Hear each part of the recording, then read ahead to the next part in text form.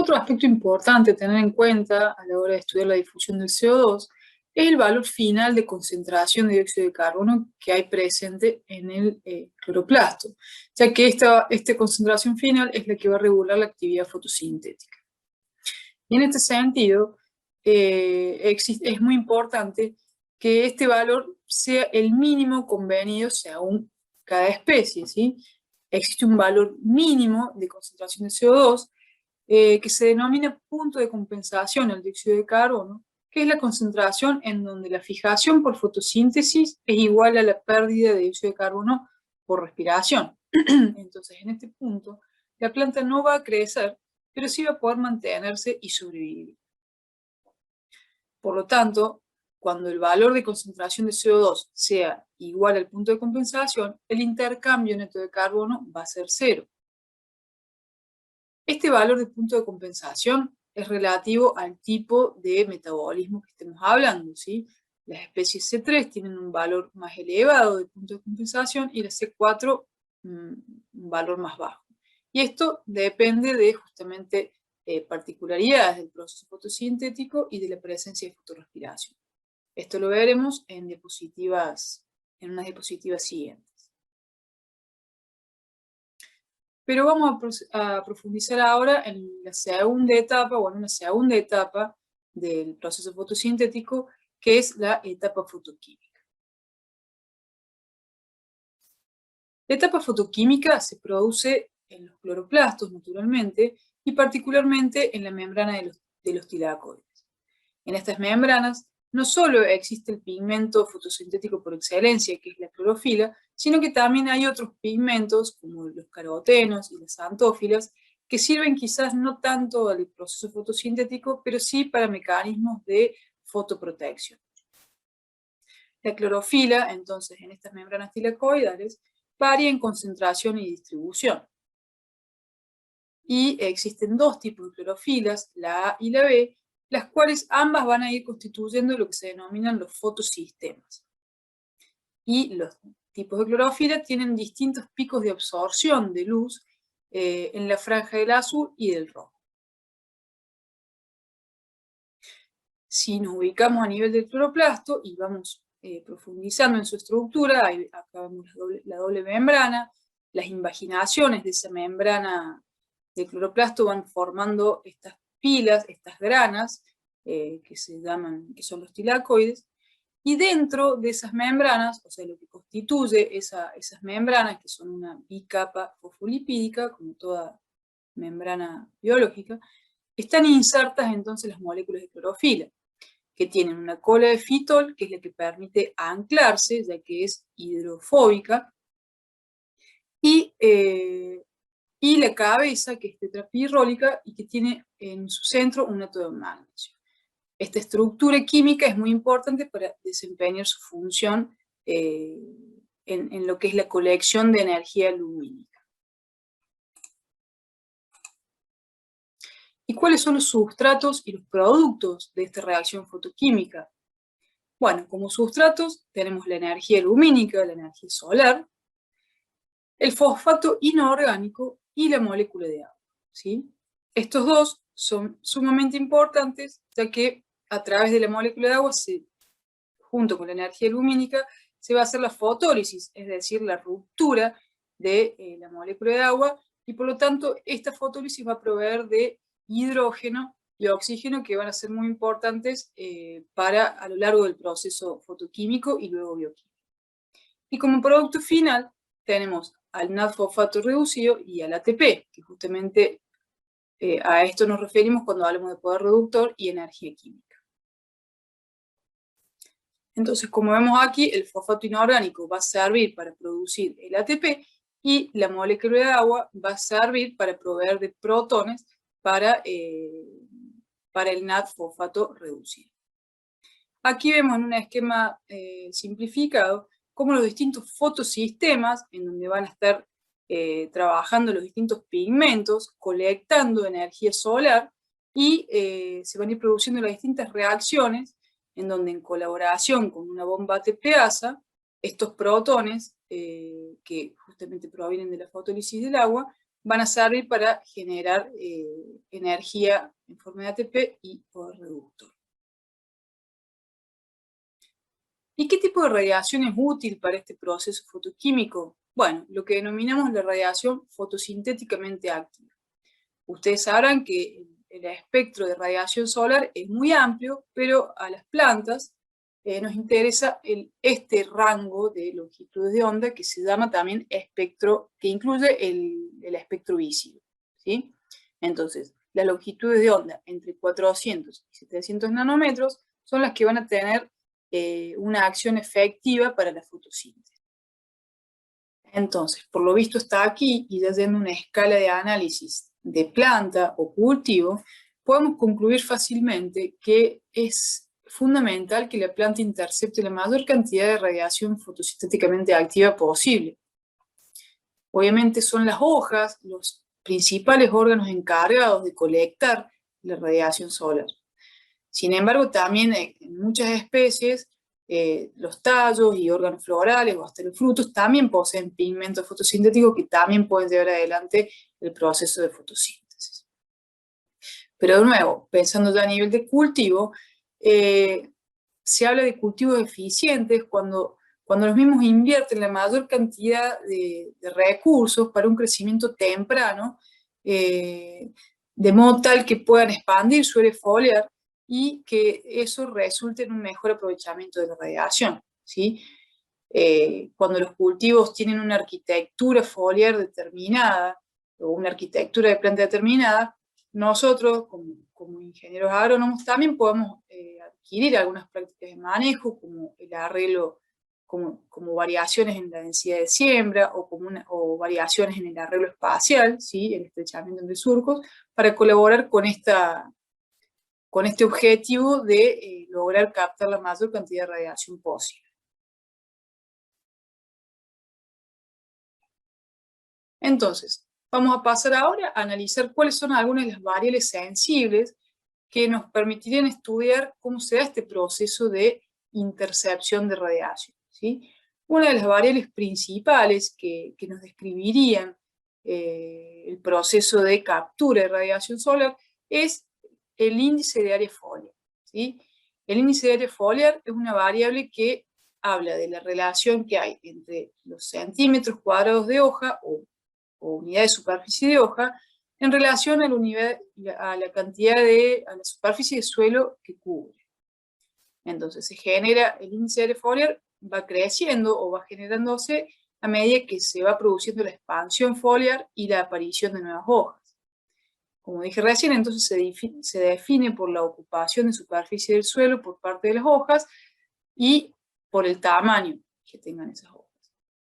Evidentemente, cuando el cultivo está comenzando con su crecimiento en estadios tempranos, la cobertura es menor y los cultivos son menos eficientes para capturar la radiación. Y para lograr valores altos de eficiencia de intercepción, debemos tratar de llegar rápidamente a un valor de índice de área foliar crítico y que ese área foliar se mantenga durante el mayor tiempo posible verde, ¿sí? Esta es otra variable sensible que se llama duración de área foliar verde. Entonces, en resumen, aquí tenemos cuál es la fórmula de cálculo del índice de área foliar.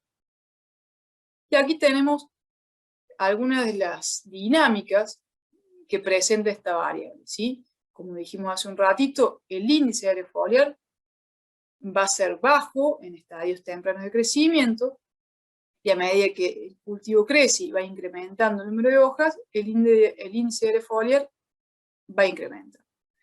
Aquí podemos ver la eficiencia de intercepción, ¿sí? En función del número de hojas. Y vemos que cuando el número de hojas es pequeño, la eficiencia de intercepción es baja, pero a medida que va incrementando el número de hojas, hay una fase de respuesta prácticamente lineal, en donde el incremento de eficiencia es mayor, y luego, por más que aumente el número de hojas, la eficiencia de intercepción no aumenta tanto, se llega a un límite de respuesta. Y esto tiene que ver con que el espacio de suelo a cubrir es finito, digamos. Entonces, por más que la planta saque más hojas, la intercepción va a llegar siempre a un límite. ¿Y qué es esto del índice de área foliar crítico que mencionamos recién? El índice de área foliar crítico es el valor de área foliar que permite a la planta interceptar el 95% de la radiación fotosintéticamente activa. Es muy importante que a nivel de cultivo este valor de IAF crítico sea alcanzado lo más rápido posible, ya que en este punto el cultivo alcanza la máxima tasa de crecimiento. Luego de este punto, incrementos en el área foliar no van a generar incrementos significativos en el crecimiento. En esta figura vemos solapadas las dos figuras que vimos en la diapositiva anterior y vemos cómo a lo largo del tiempo el índice de área foliar va aumentando en la medida que el cultivo crece hasta llegar a un máximo que se mantiene durante un tiempo y luego este IAF va a decaer por procesos de senescencia, ¿sí? Acá estamos hablando del desarrollo del ciclo de vida de la planta. En este otro eje Y vemos que la eficiencia de intercepción incrementa de manera similar a lo que lo hace a medida que incrementa el IAF, pero al llegar a un valor X de índice de área foliar, esta eficiencia de intercepción no aumenta más y se mantiene estable. Se supone que en este valor es en donde vamos a encontrar que el cultivo está creciendo a una máxima tasa de crecimiento. Cabe preguntarnos ahora si la luz interceptada por el cultivo es igual en todos los estratos del canopeo.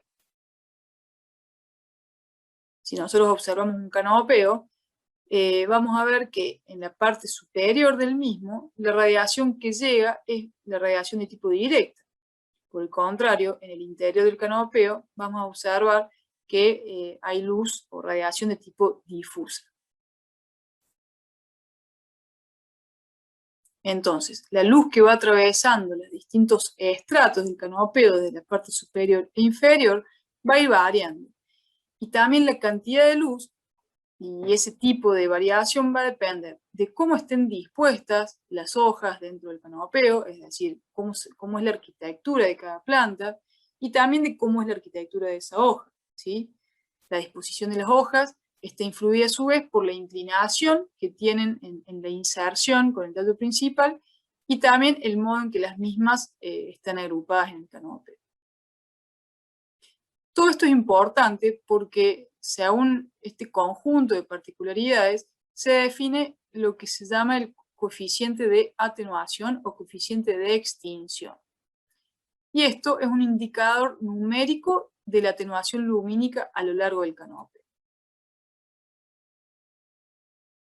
Si vemos, según la ley de Lambert-Beer, que es esta, vemos que el coeficiente de extinción tiene que ver, como dijimos recién, con cómo se va extinguiendo la luz desde la parte superior de un cultivo hacia la parte interior.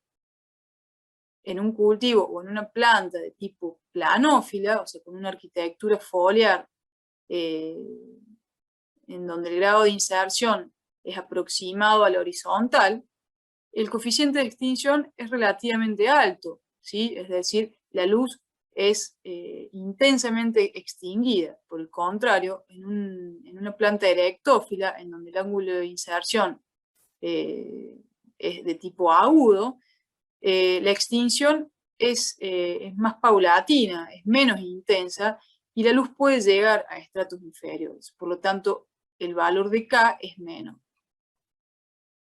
Entonces, un canopeo de tipo planófilo va a necesitar menos área foliar para interceptar la misma proporción de radiación que un canopeo de tipo erectófilo. Y en un cultivo de arquitectura planófila, el coeficiente de extinción es alto. Las hojas superiores son las que están saturadas y que interceptan la mayor proporción de radiación, y las inferiores tienen reducida su fotosíntesis debido al sombreo. En cambio, en un cultivo de arquitectura erectófila, la distribución de la radiación en los distintos estratos del canopeo es más homogénea. El coeficiente de extinción es menor y esto puede redundar en una eficiencia fotosintética global un poco mayor, ¿sí? Otra de las variables que ya mencionamos en una diapositiva anterior, que tienen que ver con la eficiencia con la cual se intercepta la radiación, es la duración del área foliar. Aquí cabe aclarar que nos interesa el área foliar verde, ¿sí? De nada importa o de nada sirve tener área foliar en pie, pero que esté senescente, porque ya no sería activa para la fotosíntesis.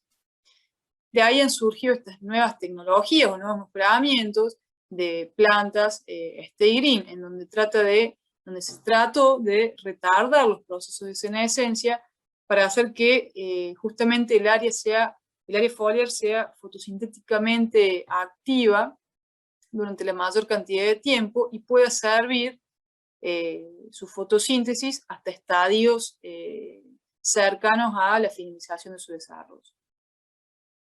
Este DAF, esta duración del foliar, también se lo conoce justamente como la duración de la actividad fotosintética. Entonces está altamente correlacionado con la actividad fotosintética y mientras mayor sea la permanencia del verdor en las hojas, mayor tiempo permanecerán haciendo fotosíntesis.